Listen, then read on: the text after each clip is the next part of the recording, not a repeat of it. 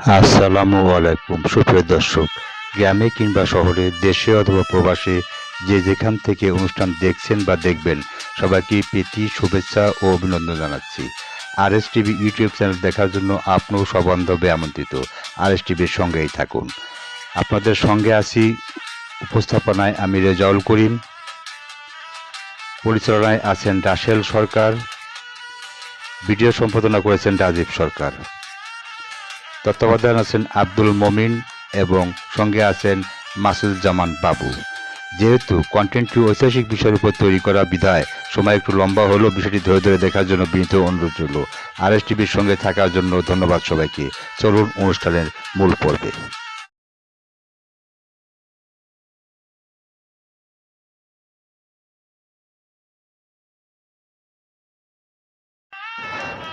স্বাগত জানাই আপনাদের আজকের নতুন এই ভিডিওতে। আসসালামু আলাইকুম দর্শক, আজ আমরা উপস্থাপন করব টিপু সুলতানের জীবনের চতুর্থ ও শেষ পর্ব 4 দেখার জন্য আপনি আমন্ত্রিত। আরএস টিভির সঙ্গে থাকুন। সম্মানিত সুধী, যে লোকেরা এই ধরনের পবিত্র স্থানের বিরুদ্ধে পাপ করে তারা এই কলিযুগ কোনো দূরবর্তী তারিখে তাদের অপকর্ম ফল ভোগ করবে, এই শ্লোক অনুসারে। হাস্ত বিহিয়াতে কর্ম দ্রবীর অনুভূতের মানুষ হাসিমুখে কাজ করে কিন্তু কান্নাকাটি করে পরিণত ভোগ করে। তিনি অবিলম্বে বেদুনের আসাবকে স্বামীকে 200 রাহাতি ফানাম নগদ এবং অন্যান্য উপহার ও জিনিসপত্র সরবরাহ করার নির্দেশ দেন। সিংগিরি মন্দিরে প্রতি টিপু সুলতানের আগ্রহ বহু বছর ধরে অব্যাহত ছিল এবং তিনি এখনও 1790 এর দশকে স্বামীর কাছে চিঠি লিখেছেন। এই এবং অন্যান্য ঘটনার আলোকে ঐতিহাসিকবিদ বি.এ. সালেতারে টিপু সুলতানকে হিন্দু ধর্মের একজন রক্ষক হিসাবে বর্ণনা করেন, যিনি মেলকোটের একটি সহ অন্যান্য মন্দিরগুলির পৃষ্ঠপোষকতা করেছিলেন, যার জন্য তিনি একটি কন্নড় ডিগ্রি জারি করেছিলেন যে সেখানে শ্রী বৈষ্ণব আমন্ত্রণমূলক শ্লোকগুলি পাঠ করা উচিত। ঐতিহ্যগত ফর্ম। মেলকোটের মন্দিরে এখনও সোনা ও রৌপ্যের পাত্র রয়েছে যা শিলালিপিতে রয়েছে, যেগুলি সুলতান কর্তৃক উপস্থাপিত হয়েছিল। টিপু সুলতান কালে লক্ষ্মীকান্ত মন্দিরে 4টি রৌপ্য কাপ উপহার দেন। টিপু সুলতান ব্রাহ্মণ ও মন্দিরের জন্য দেওয়া জমি অনুমোদিত অনুদান পুনরুদ্ধার করেছিলেন বলে মনে করা হয়, কিন্তু যেগুলি যথাযথ সনদ ছিল না তাও ছিল না। যে কোনো শাসক, মুসলিম বা হিন্দু, তার সিংহাসন আরোহণ বা নতুন ভূখণ্ড জয়ের সময় এটি একটি স্বাভাবিক অভ্যাস ছিল। মহীশূরের বাইরে কোদাভানের উপর অত্যাচার, সেরিঙ্গপটমে কোডাভাদের বন্দিত্ব টিপু কুনলোলের নবাব রামমুস্ত খানকে পেয়েছিলেন। আক্রমণকারীরা মুসলিম সেনাবাহিনী দ্বারা অবরুদ্ধ কোদাভাদের উপর অতর্কিত আক্রমণ করার জন্য 500 জন সৈন্য নিহত এবং 40,000-এরও বেশি কোডাভারা জঙ্গলে পালিয়ে যায় এবং পাহাড়ে নিজেদের লুকিয়ে রাখে।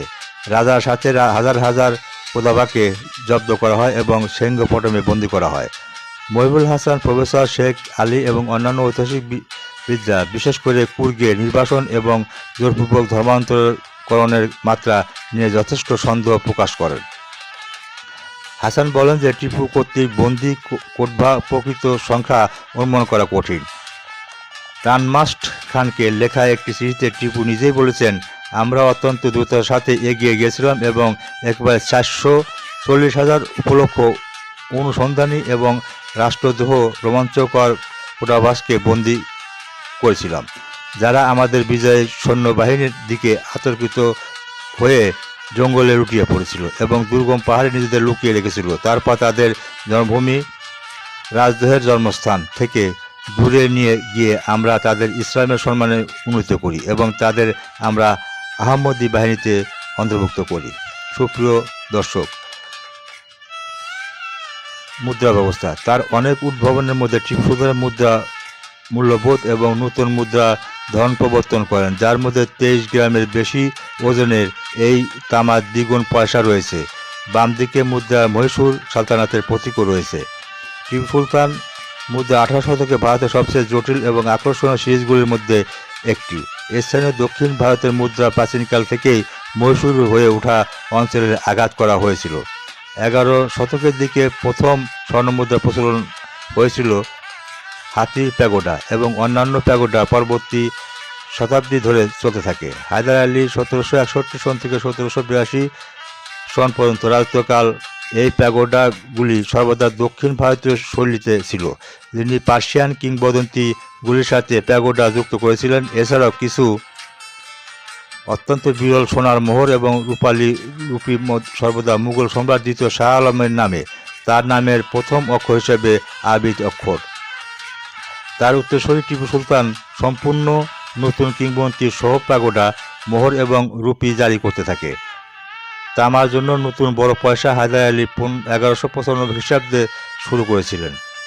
তার মৃত্যুর 2 বছর আগে সামনের দিকে হাতি, উল্টো দিকে টাকশাল ছিল এবং টিপু সুলতানের শাসন আমলে একটি অব্যাহত ছিল, যিনি অন্যান্য সম্প্রদায় যুক্ত করেছিলেন। টিপু সুলতান বিভিন্ন মূল্যবোধের জন্য নতুন ফার্সি নামে একটি সেট প্রবর্তন করেছিলেন, যা সমস্ত স্বর্ণ ও রৌপ্য মুদ্রা এবং কিছু তামার উপর প্রদর্শিত হয়। তারা ছিল মুদ্রা ডেটিং এবং সিস্টেম। সম্প্রদায়ের উপর প্রদর্শিত হন নাহিজরি, তবে সমস্ত মৌলুদি তারিখে টুকরোগুলিতে সংযোগ করা হয়েছিল। তার প্রথম বছরের শুরুতে টিপু সুলতান হিজরি ডেটিং পদ্ধতি ত্যাগ করেন এবং মৌলুদি প্রথা চালু করেন। আরবি শব্দ ওয়ালাদ থেকে, যার অর্থ জন্ম, ডেটিং পদ্ধতি পরিত্যাগ করেন এবং সৌর বছর এবং মুহাম্মদের জন্মসাল আসলে 571 এর এডি, কিন্তু কিছু বিভ্রান্তির কারণে টিপু সুলতান তার কর্মীদের জন্য 572 হিসেবে গণ্য করেছেন। তার রাজত্ব শুরু থেকে টিপু সুলতান তার রাজত্বের বছরের সাথে এই দ্বিতীয় প্যাগোডা সহ বৃহত্তর রৌপ্য ও মুদ্রার উপর ভারতীয় চক্রীয় বছরের নাম যোগ করেন। প্রতিটি নামই ফরাসি, যদিও বেশ কয়েকটি উদাহরণে ভারতের নামের অর্থ ইরানি অর্থ থেকে বিচ্ছিন্ন ছিল। এখানে উল্লেখ করা হয়নি। ভারতীয় মুদ্রা অনুসারে এইগুলি হলো চক্রাকার বছর, মূল্যায়ন এবং উত্তরাধিকার। টিপু সুলতান মূল্যায়ন প্রায় আবেগপূর্ণ এবং বিভক্ত হয়েছে। পরবর্তী ভারতীয় জাতীয় কংগ্রেস সরকারগুলি প্রায় টিপু সুলতানের স্মৃতি এবং তার শাসনের স্মৃতিস্তম্ভ এবং ধ্বংসাবশেষ উদযাপন করছে। তখন ভারতীয় জনতা পার্টি মূলত আলোচনা করছে। ভারতের স্কুল এবং কলেজের পাঠ্যপুস্তক আনুষ্ঠানিকভাবে তাকে 18 শতকের অন্যতম অনেক শাসকের সাথে একজন স্বাধীনতা যোদ্ধা হিসেবে স্বীকৃতি দেয়, যারা ইউরোপীয় শক্তির সাথে লড়াই করেছিল। ভারতের সংবিধানের মূল অনুলিপিতে টিপু সুলতানের একটি পেন্টিং রয়েছে। 2017 সালের 14তম ভারতের রাষ্ট্রপতি রামনাথ কোবিন্দ রাজ্য সচিবালয়ের বিধান সৌধে হীরক জয়ন্তী উদযাপন উপলক্ষে কর্ণাটক বিধানসভায় তার ভাষণে টিপু সুলতানকে স্বাগত জানিয়েছেন যে টিপু সুলতান ব্রিটিশদের বিরুদ্ধে লড়াই করে বীরত্বপূর্ণ মৃত্যুবরণ করেছিলেন। তিনি একজন অগ্রগামীও ছিলেন। যুদ্ধে মহীশূর রকেট বিকাশ এবং ব্যবহার এর প্রযুক্তি পাওয়াতে ইউরোপীয়রা গ্রহণ করেছিল। টিপু সুলতান পাকিস্তানের নায়ক হিসেবেও প্রশংসিত। পাকিস্তানের প্রাক্তন প্রধানমন্ত্রী ইমরান খান বলেছেন টিপু সুলতানকে একজন মুক্তিযোদ্ধা হিসেবে প্রশংসা করেন। টিপু পঞ্জিকা কার্ডের মতো শিল্পকলারও পৃষ্ঠপোষকতা করেছিলেন, কার্যকরভাবে এই শিল্পকে ধ্বংস করেছিলেন। মহীশূরের পঞ্জিকা কার্ডের আজ জিআই ট্যাগ রয়েছে। তলোয়ার আর বাঘ, টিপুর বাঘ। সিদ্দারামাইয়ার নেতৃত্বে কর্ণাটক সরকার টিপুর জন্মবার্ষিকীতে টিপু সুলতান জয়ন্তী হিসেবে উদযাপন করতে শুরু করে। কংগ্রেস শাসন এটিকে 20শে নভেম্বর পালিত হওয়ার জন্য একটি বার্ষিক অনুষ্ঠান হিসেবে ঘোষণা করেন। এটি কর্ণাটকের প্রাথমিক সংখ্যালঘু কল্যাণ বিভাগ এবং পরে কন্নড় সংস্কৃতি বিভাগ দ্বারা আনুষ্ঠানিকভাবে উদযাপন করা হয়েছিল। যাই হোক, 29শে জুলাই 2019-এ পরবর্তী মুখ্যমন্ত্রী বিএস ইয়েদিউরাপ্পা, যিনি ভারতীয় জনতা পার্টি এর অন্তর্গত, উদযাপন বাতিল করার নির্দেশ দিয়েছেন, এই বলে যে কোদাগুর বিধায়করা টিপু জয়ন্তীর সময় সহিংসতার ঘটনাগুলি তুলে ধরেছিল। উদযাপনে বাতিলের বিরুদ্ধে আপত্তি জানিয়ে পূর্ববর্তী মুখ্যমন্ত্রী সিদ্দারামাইয়া বলেছেন সংখ্যালঘুদের প্রতি তাদের ঘৃণার কারণে বিজেপি এটি বাতিল করেছে। এটি একটি বড় অপরাধ। তিনি মহীশূরের একজন রাজা ছিলেন এবং ব্রিটিশদের বিরুদ্ধে যুদ্ধ করেছিলেন। স্বাধীনতা সংগ্রামী কৃষ্ণ রাজা সাগর বাঁধের ভিত্তি স্থাপনের সময় তিনি শিল্প, কৃষি ও বাণিজ্য উন্নতির চেষ্টা করেন। আগের বছর তৎকালীন মুখ্যমন্ত্রী এইচ ডি কুমারস্বামী সহ কোনো জেডি নেতা অনুষ্ঠানে উপস্থিত ছিলেন না। এটি একটি ভণ্ডামির পরিণত হয়েছিল। লোকসভায় কংগ্রেস নেতা মল্লিকার্জুন খাড়গেও এর আগে উদযাপনের বিরুদ্ধে তাদের বিরোধিতার জন্য বিজেপি এবং আরএসএসের সমালোচনা করেছিলেন এবং জিজ্ঞাসা করেছিলেন, আরএসএস যখন রাথুরাম গডসকে উদযাপন করতে পারে, আমরা কি টিপু সুলতানকে উদযাপন করতে পারি না?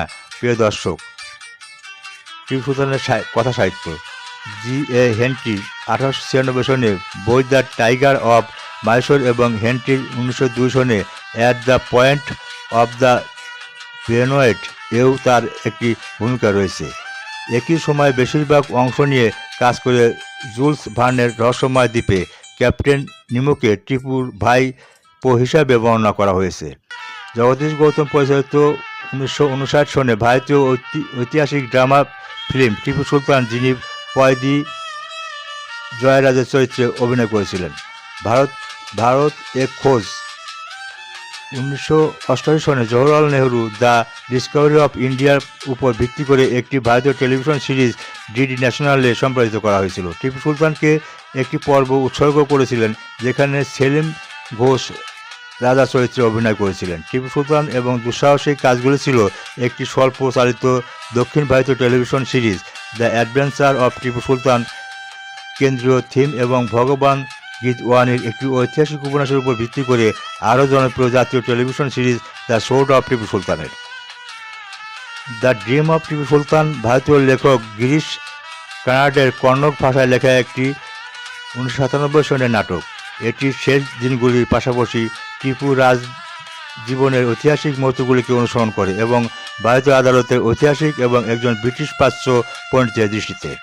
টিপু সুলতান টাইগার লর্ড হল একটি পাকিস্তানি টেলিভিশন সিরিজ যা 1997 সনে পিটিভিতে সম্প্রচারিত হয়। সুলতানের জীবন নিয়ে কাজ করে নাসিম হিজাজের উপন্যাস মুআজ্জম আলী এবং আর তালুভার তুদগে ব্রিটিশ যুদ্ধের বর্ণনা দেয়। উইলকি কলিন্সের উপন্যাসে দ্য মুনস্টোনের প্রস্তাবনায় টিপু এবং শ্রীরঙ্গপাটনার পতনের বিবরণ রয়েছে। রুডলফ এরিক রাম্পের দ্য সারপ্রাইজিং অ্যাডভেঞ্চার অফ র্যাবন মুনচাউনসেনের মুনচৌসের উপন্যাসের শেষের দিকে টিপুকে পরাজিত করেন।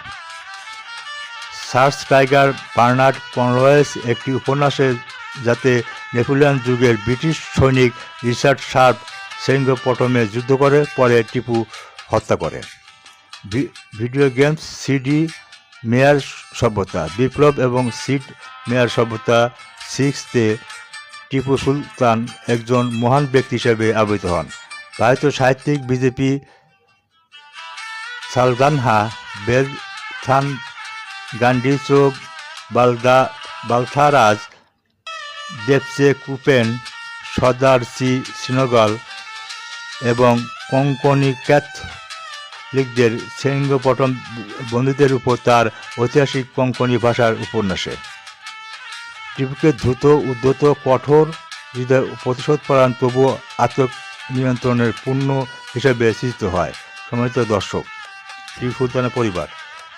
টিপু একাধিক স্ত্রী ছিল। তার প্রথম স্ত্রী ছিলেন সুলতান বেগম সাহেব, যিনি পদিশা বেগম নামে পরিচিত ছিলেন। তিনি ছিলেন আরকোটের ইমাম সাহেবের বক্সি নাইতার কন্যা এবং গুলাম হোসেন খানের বোন, যিনি পণ্ডিচেরি নবাব নামে পরিচিত, চন্দ্রা সাহেবের বংশধর। তারা 1774 সনে বিয়ে করেন। একই সময়ে আরেকটি বিয়ে করেন রুকায়া বানু বেগম। তিনি ছিলেন লালা মিয়া শহীদ চরকলির কন্যা এবং শেখ বুরহানুদ্দিনের বোন। সেরিঙ্গপটমে অবরোধের সময় 1792 সনে ফেব্রুয়ারিতে তিনি মারা যান। তার স্ত্রী ছিলেন খাদিজা জামান বেগম। তিনি ছিলেন মীর সাইয়েদ মঈনুদ্দিন খান এর কন্যা, যিনি সাইয়েদ সাহেব নামে পরিচিত ছিলেন। তারা 1796 সনে বিয়ে করেন। 1797 সনে প্রসবের সময় খাদিজা জামান বেগম মারা যান। আরেক স্ত্রী ছিলেন বুরন্তি বেগম। তিনি দিল্লির একজন সম্ভ্রান্ত ব্যক্তি মীর মোহাম্মদ পাসান্দ বেগমের কন্যা ছিলেন এবং তার মায়ের বাবা ছিলেন সৈয়দ মোহাম্মদ খান, যিনি একসময় কাশ্মীরের সুবিদার ছিলেন। আরেক স্ত্রী ছিলেন রোশনি বেগম। তিনি তার বড় ছেলে ফাতা হায়দারের মা ছিলেন। তার ছেলেরা হলেন হায়দার আলী খান সুলতান, উদ্দিন সুলতান, আব্দুল খালিক সুলতান, মহিউদ্দিন সুলতান, মোহাম্মদ সুবাহান সুলতান, শুক্রুল্লাহ সুলতান, গোলাম আহমদ সুলতান, গোলাম মোহাম্মদ সুলতান, সরোয়ার উদ্দিন সুলতান, মোহাম্মদ ইয়াসিন সুলতান, জামাল উদ্দিন সুলতান এবং মনির উদ্দিন সুলতান। তার এক মেয়ের বিয়ে হয়েছিল হোসেন আলী খানের সাথে। টিপু বংশধরদের অনেকেই কলকাতায় বাস করেন এবং ভোটের মেরুকরণের জন্য রাজনৈতিক দলগুলির দ্বারা টিপু সুলতানের নাম ব্যবহারের আপত্তি প্রকাশ করেছেন। সম্মানিত সুধী, এই ছিল টিপু সুলতানের জীবনী চতুর্থ ও শেষ পর্বের আজকের বিষয়।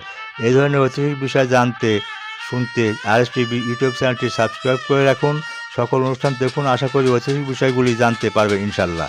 প্রিয় দর্শক, আমার জ্ঞান সীমিত নগণ্য ক্ষুদ্র জ্ঞানে দক্ষিণ ভারতের মহীশূর রাজ্যের টিপু সুলতানের জীবনী পাঠ করে এর বিস্তারিত ইতিহাস ও অন্যান্য বিষয়বস্তু বর্ণনা করা খুবই কষ্টকর বটে। আমি দার্শনিক বা ইতিহাসবিদ নই। আমি টিপু সুলতানের জীবনী প্রথম পর্ব হতে চতুর্থ ও শেষ পর্ব পর্যন্ত পাঠ করে যতটুকু বুঝতে পেরেছি তা থেকে কিছু তথ্য আপনাদের সামনে তুলে ধরার চেষ্টা করেছি। কাউকে ছোট অথবা বড়কে দেখা আমার উদ্দেশ্য নয়। ইতিহাসের পাঠ থেকে তথ্য যদি মানব কল্যাণে কিঞ্চিত উপকার আসে সেই প্রত্যাশায়। আমার লেখাতে যদি আমি তথ্যগত কোনো ভুল করে থাকি তবে নিজ গুণে ক্ষমা করে দিবেন। ভুল করে ধরে দিলে অবশ্যই শুধরে নেবার চেষ্টা করবো ইনশাল্লাহ। ধন্যবাদ ও কৃতজ্ঞতা জানাই উইকিপিডিয়াকে। সবার কাছে দোয়া ও ক্ষমা প্রার্থনা করছি। আজ বিদায় নিচ্ছি। দেখা হবে নতুন কোনো অনুষ্ঠান ও তথ্য নিয়ে। ততক্ষণ ভালো থাকুন, সুস্থ ও নিরাপদে থাকুন। আল্লাহ হাফেজ।